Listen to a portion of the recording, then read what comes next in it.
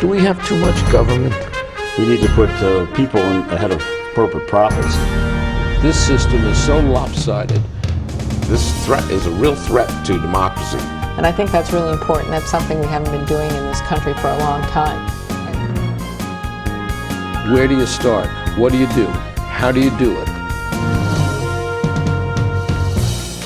Access to Democracy and other Eagan community television programming is supported by Thomson Reuters, makers of Westlaw Next and based in Eagan. Through Westlaw Next and other innovative online services, Thomson Reuters is the world's leading source of intelligent information for businesses and professionals. Online at thomsonreuters.com. And by U.S. Federal Credit Union, the member-owned financial institution offering service, value, and experience you can trust to the greater Twin Cities community.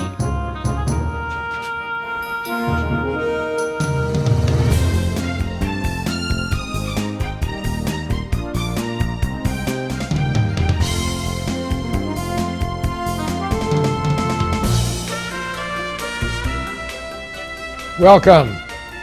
Access to Democracy is back. We have a first-time guest and an interesting individual, Bill Robertson. People in all walks of sport speak so highly of you. I mean, you are now, since 2013, the WCHA commissioner. Shall we tell people what that stands for? Sure. The WCHA is the Western Collegiate Hockey Association.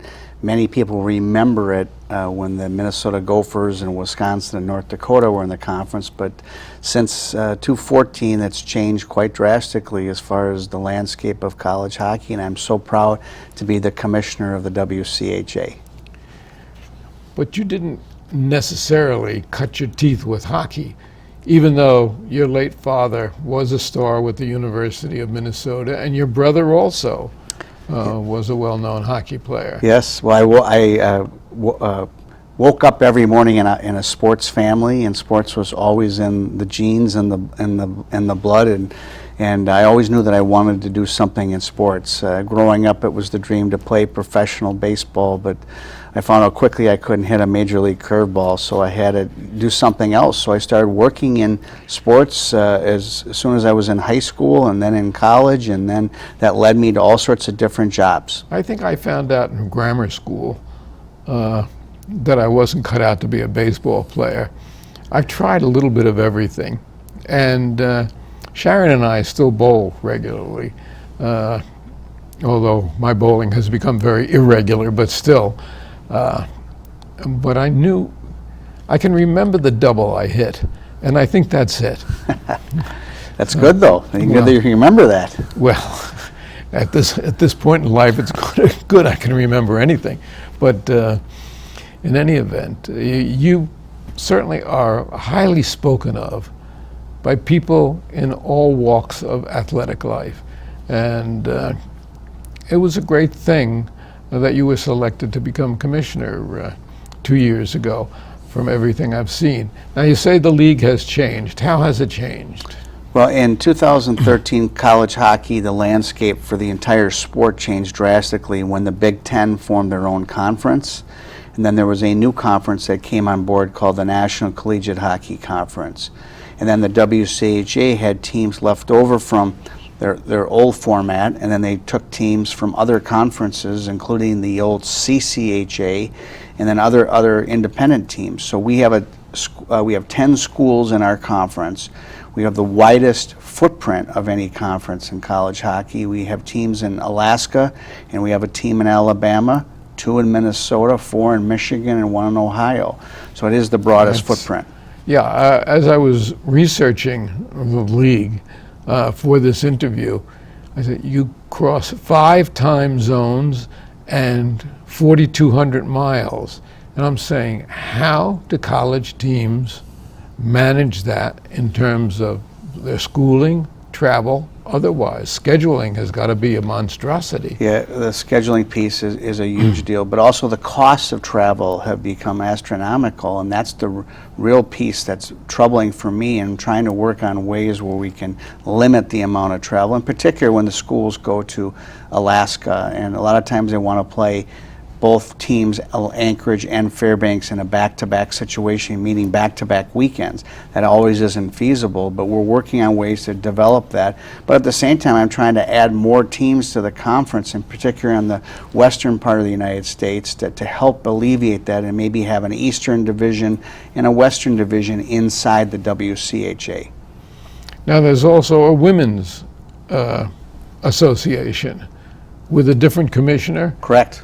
and actually different teams.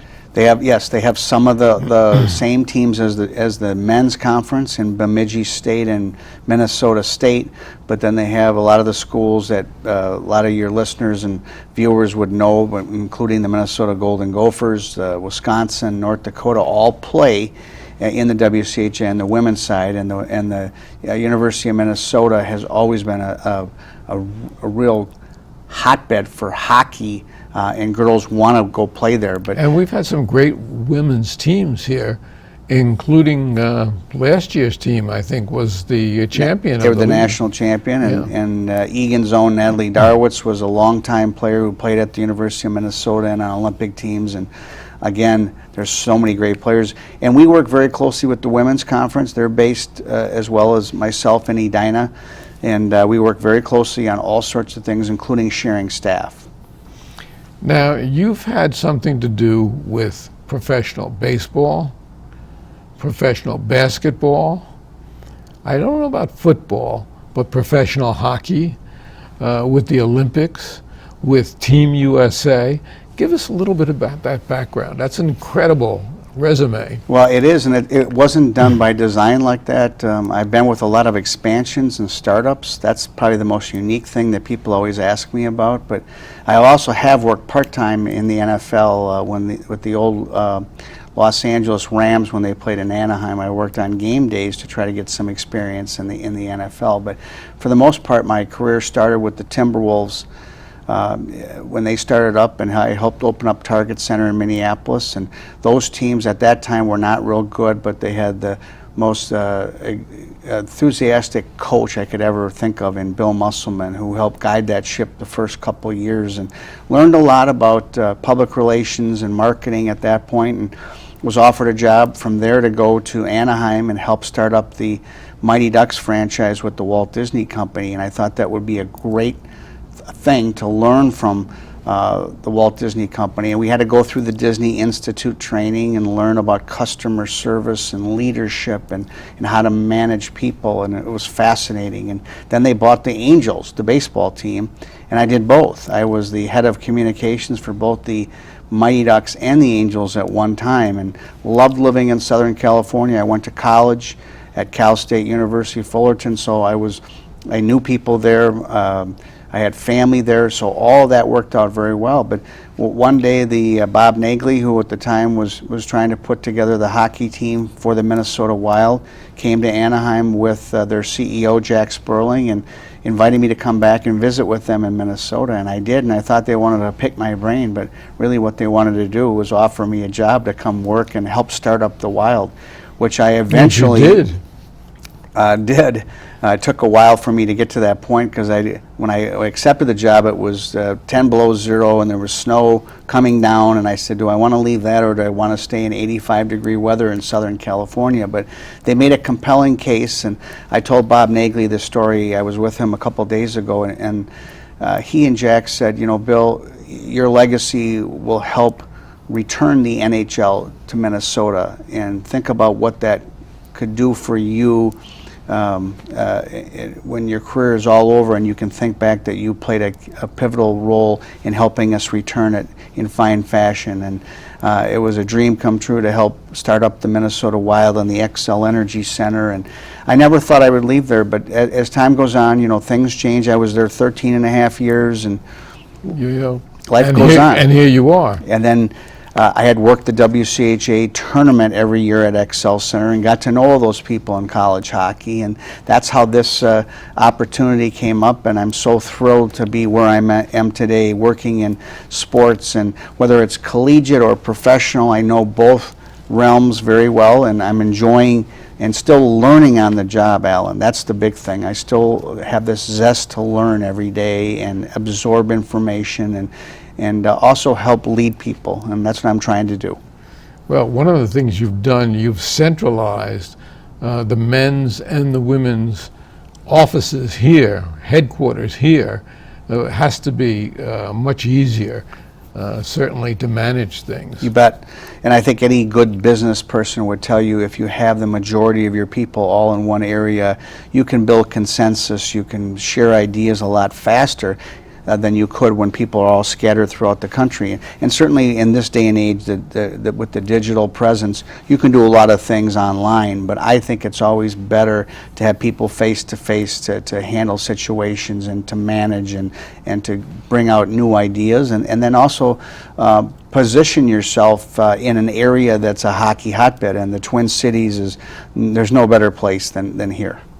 That's true, and certainly this looks to be possibly a great year for the Minnesota Wild with Coach Yo, and who incidentally is going to be the speaker next month at Patrick Klinger's Capital Club. And we might mention that, since Patrick is a good friend of both of ours and has been here many, many times. You bet. And that should be a very interesting breakfast. Well, I think it will be. I was with Coach Yo for a brief period of time on Tuesday morning at one of the Wild corporate events, and I had a chance to talk to him for a few minutes. And I was there when we hired him, and I left immediately after that, so I never worked with him during a season. But I told him one thing, and I said, you know, I've watched all the interviews you're doing and the way you conduct yourself on a post game, and I said, you don't go up and you don't go down. You remain very calm, cool, and collected. And I said, don't lose that, and don't lose your enthusiasm for on a bad night reaching out to media and to the fans and say, you know, we didn't play well. It's okay to be honest about how you do. And he said, I appreciate that advice, and I will keep that. That's good advice. And you see Paul Molitor following that same pattern with the Twins now, and unfortunately, your Angels uprooted the Twins last night as they're hanging by their fingertips, trying to get a playoff spot this year. But there's a perfect example. Paul Molitor, and I grew up idolizing Paul. He went to Cretin High School in St. Paul, and so did I, and he was about 5 classes ahead of me, but watched him through high school, and my brother played sports with him, and we've become very good friends, and I admire what he's done with this baseball team this past year. And I think if he's not considered as one of the top candidates for Manager of the Year in the American League, something's wrong with the system. I agree with you. There is nobody who picked the Twins better than last place. I mean, every place that I looked where the projections were made, maybe somebody said 4th, most said 5th. And here they are scrambling. Yeah, they're not going to catch Kansas City, which spent a fortune on new players. Right. But they are in a position here, if they can put a few good games together, to maybe make the playoffs. Well, and I think he's changed. You talk about culture and leading by example. He was always that player. His baseball IQ is at the top of the charts. That's what everybody says. And he's honest and upfront, and he's held those players accountable every day. And when he doesn't like what they're doing, he's sent players down and then brought them back up. And I think he's doing a really good job and learning a lot about how to manage in situations. And he'll be great, and I think he'll bring the Twins another World Series title in years to come. I certainly hope so. 5 time zones, 4,200 miles, 10 teams. How, and this is on a college level, how do you handle it? Obviously, it involves air travel, and you must get some income from television, but is that enough to offset the tremendous costs that you must be enduring? No, there's lots of costs, and that's a big piece of it. The schools actually pay during the regular season the cost of travel. When they get into the postseason and they play in our WCHA Final 5 tournament, we're involved in paying for the majority of that. But at the same time, they have to be smart. But also, I think something that your viewers would find interesting is the fact that these schools don't want their student athletes to lose a lot of school time. So they have to be very careful about leaving too early in the week to get to a destination. And I think our coaches, who I think are some of the best around in all of sports, understand this and have the priority of the student athlete. The student piece comes first, the athlete piece comes second. And I really admire that, and I've preached that to them. So that's how we've juggled it. It certainly isn't ideal to have all these schools spread out, but it is what it is. That's what I inherited, and we're going to make it work. And I can tell you that both the Alaska schools and the school in Alabama Huntsville, in years to come will be even better, and I think you'll see them participate in the NCAA tournament in due time. And not a place that you would necessarily expect to find a premier hockey team. Correct. In particular in Huntsville, Alabama. And ironically, I didn't know that was in the central time zone, that Huntsville is where they're located is the central time zone. I thought it was for sure the eastern time zone. But their program is really good. They have a wonderful coach who came from the Air Force Academy and played in Colorado in college at the University of Denver. And I think they're going to be good, and they're getting better every year. So the schools arrange their transportation. I don't know if that's from scheduled airlines or if they charter, or how do they do it? Well, in our league, some is done by air. Obviously, when you go to Alaska from the lower 48 schools, they're having to travel via plane. But a lot of them are busing, and a lot of them have the sleeper buses too, where the kids can sleep, student athletes can sleep overnight, and they'll travel that way and cut out as much time as they can. A lot of times too, they'll have their faculty representative on the trips when they're going to be gone for long periods of time, in particular the Alaska schools, where during the daytime the kids will have their classes and take them from a distance, and they'll take their tests or whatever they need to do on the road sometimes, just to keep up with all the academic work. That's really important. That's got to really be a challenge. It is, and I think it's something that's happening in all of college sports and how it's changed. And college hockey makes money for these universities, and it helps recruit new students and get more support, corporate support for them. So I think all those things are good, but how it's balanced out on both sides of the equation is most important.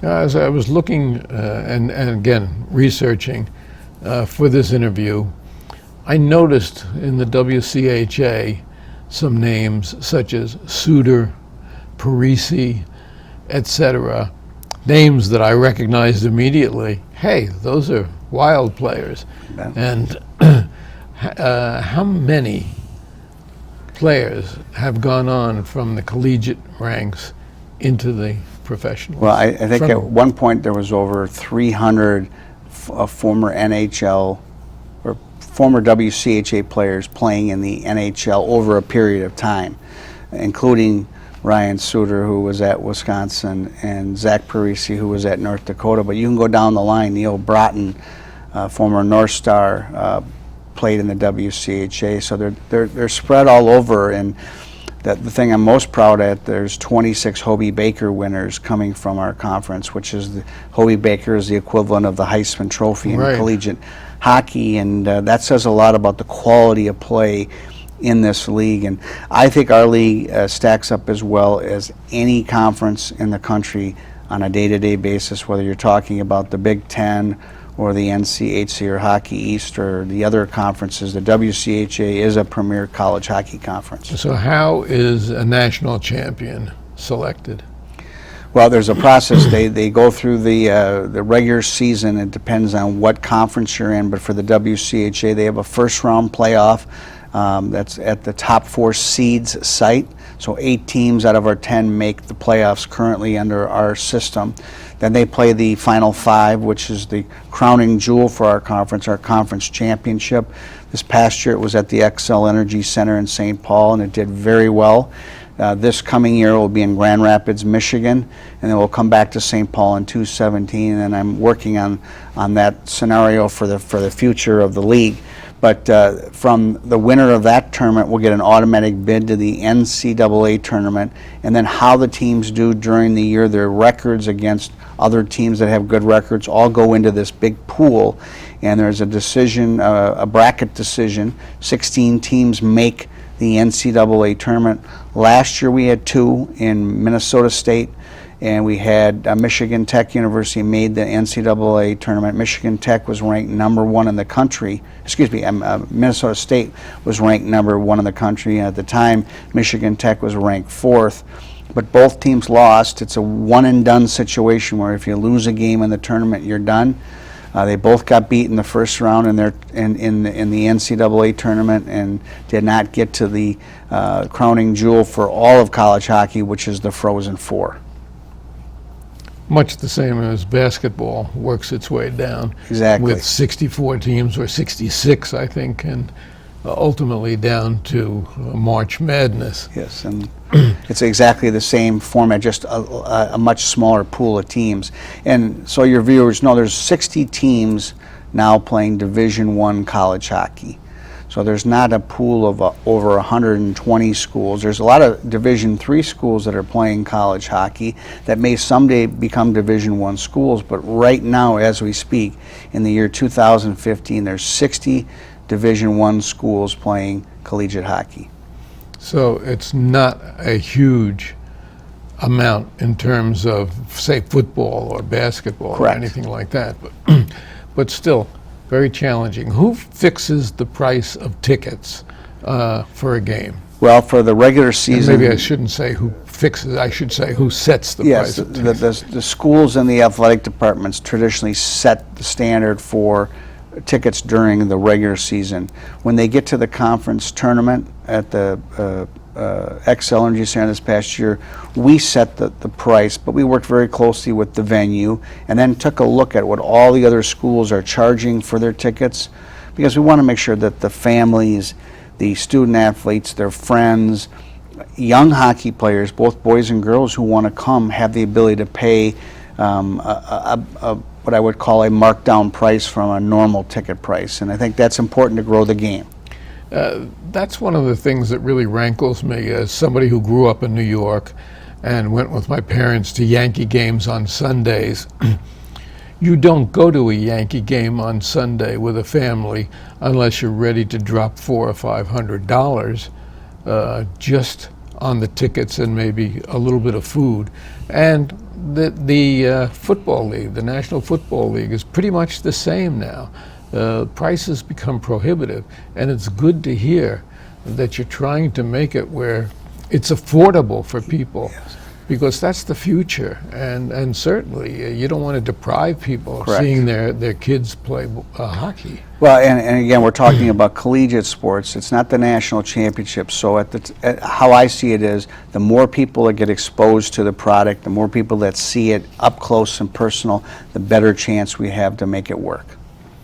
Now, how do you work with, say, Team USA? How do those people get picked, and or the Olympics? And I know when the Olympics come up, it takes players away from their schools. So that's got to be rather burdensome also. Well, it does in hockey, though. The past few Olympics, they've used NHL players, and that's how I was chosen to help out.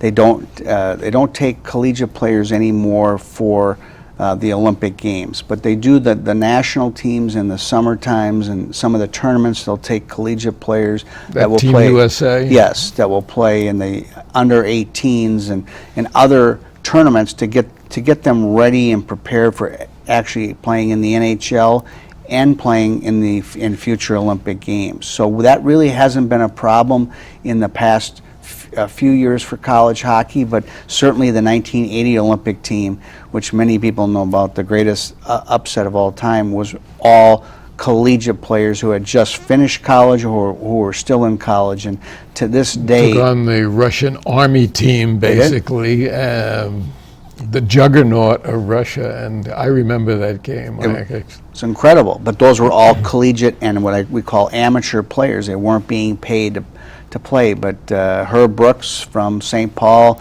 guided that ship and put that team in a position. Name I was just going to mention because I saw his name among the WCHA players of the past also. He did.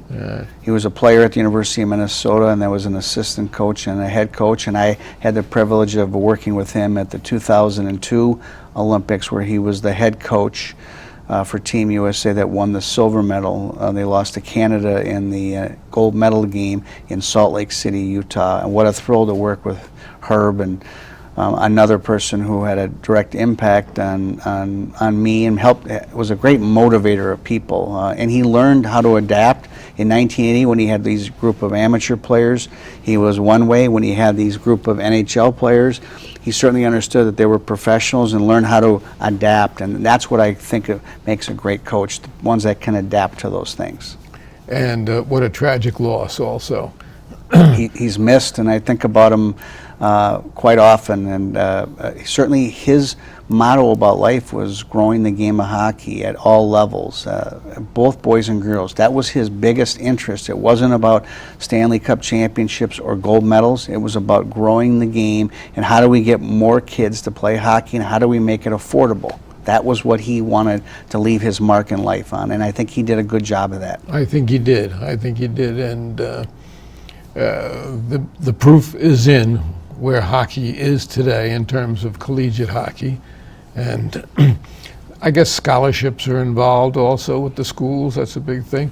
But also something that falls to you is discipline. And while we only have a few minutes left, that's got to be something where you undoubtedly have occasions during the year to mete out punishments. Absolutely. We had 3 last year that we doled out suspensions.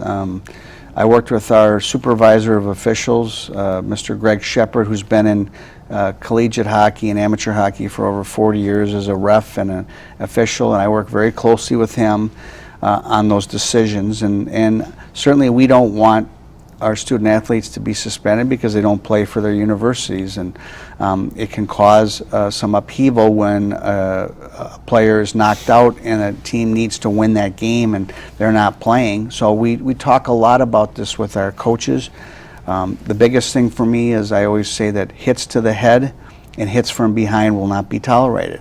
Once they do that, Alan, those will be reprimanded and those will be dealt with severe consequences, because that affects these athletes for the rest of their life. I think that even the professionals now are beginning to realize, not only in hockey but in football and in baseball, the seriousness of hits to the head and concussions and the damage that they can do, which has been overlooked for. You bet. And safety of all athletes, whatever sport you're playing, is so important. Wearing the proper mouth guard and the proper helmets so you can avoid those, those hits. But it's such a fast-paced sport, and things are moving so fast that you're going to have injuries. But to avoid them by physically trying to harm somebody will never be tolerated by me. We've been talking with Bill Robertson, Commissioner, WCHA. The Hockey Association, the Western Hockey Association.